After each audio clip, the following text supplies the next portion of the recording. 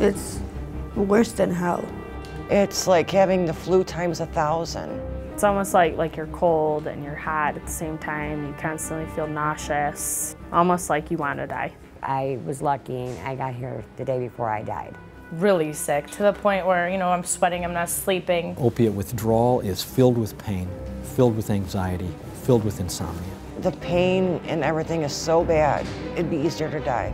Getting clean means detox. Many people detox in jail because they've been arrested, or they come to a hospital or institution like this one where they can get additional medical attention. This is Rosary Hall inside St. Vincent Charity Medical Center. It is one of the oldest alcohol and drug treatment programs in the country. No matter where detox happens, it is awful, and it is not the end of treatment, because addiction is a brain disease and can often be tied to underlying issues such as trauma and mental illness. Fortunately, it's also treatable, and people with this disease can recover. For many individuals that have experienced trauma, they resort to drugs and alcohol to either escape the pain or to just deal with the pain. 75% of them have significant past trauma.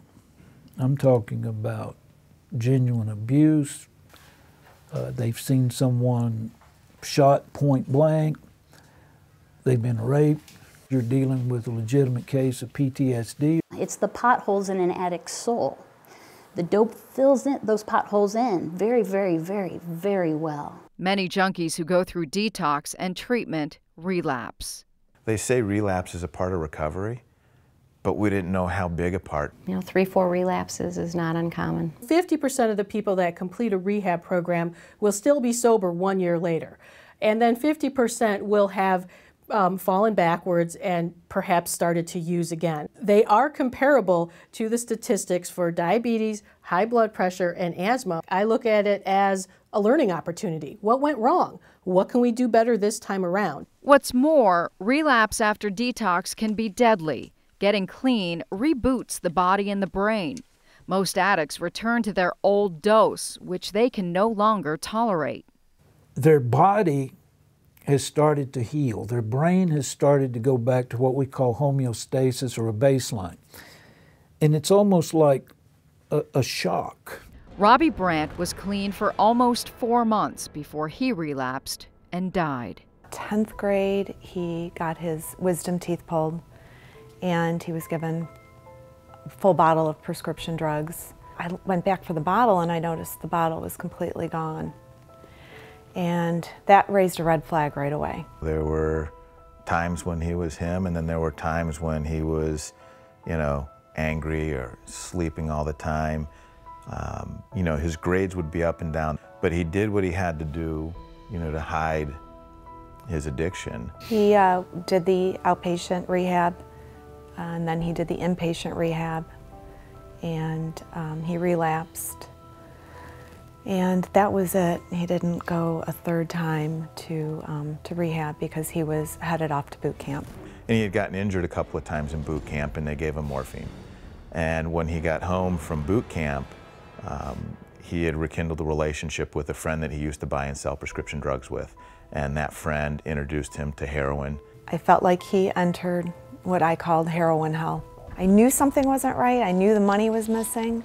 I knew pills were missing. I knew that cough medicine was missing, but you could never pinpoint that. With the heroin, that was easy. I definitely knew. I had missing cotton balls, and I thought, who is eating my cotton balls? Where are these cotton balls going? A $5 Burger King was a $20 debit card charge, and I started monitoring his bank account, and it's like, where's your money going? Spending a lot of time in the bathroom. I couldn't wake them up. They go on the nod when they use heroin. They just keep nodding their head and they just keep falling asleep. One morning, Robbie left for work in the company truck, but he never showed up there. Rob and Carla knew something was wrong. They spent the night calling his cell phone and driving around East Cleveland, where Robbie had bought drugs before. The next morning, Rob reported his son missing. And I was filling out the paperwork, and they got the call that they had found him. And he said, we're sorry to have to tell you. And you see it on TV all the time, you know? And then it's real. A heroin overdose killed Robbie Brandt in October 2011. 3 of the last 4 calls on his cell phone were to different drug counselors for help. Tragically, they never answered. The last call was to his dealer. Robbie had been clean for 110 days. Where and how you get clean can be complicated and in some cases very expensive.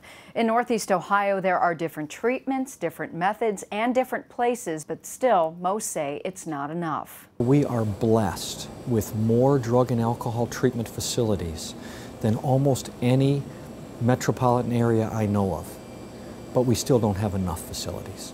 Once a person's done with detox, cravings kick in for heroin and people begin to think about it and crave about it. During the day, at night, they dream about using it and they wake up all feeling in withdrawal again.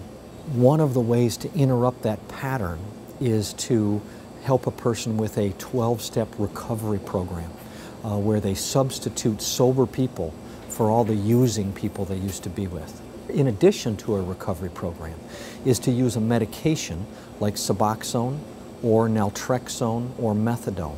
Suboxone and methadone are very similar. They're both opiates. They satisfy the cravings, they block the withdrawal, and they buy the patient some time to work a recovery program. Best way to kick the habit is to have an approach that looks at the biological, the psychological, the social, and the spiritual aspects of the illness. And so, in effect, you really want to be hitting on all cylinders. They have got to commit in their heart that deep down inside they can do it.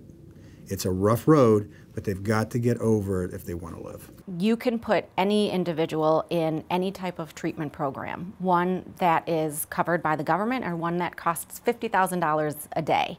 And whether that individual is ready to work the program is really a critical piece of how effective the program is. If you follow a group of people with heroin addiction over time, at the end of 40 years, unfortunately, 60% of them are dead.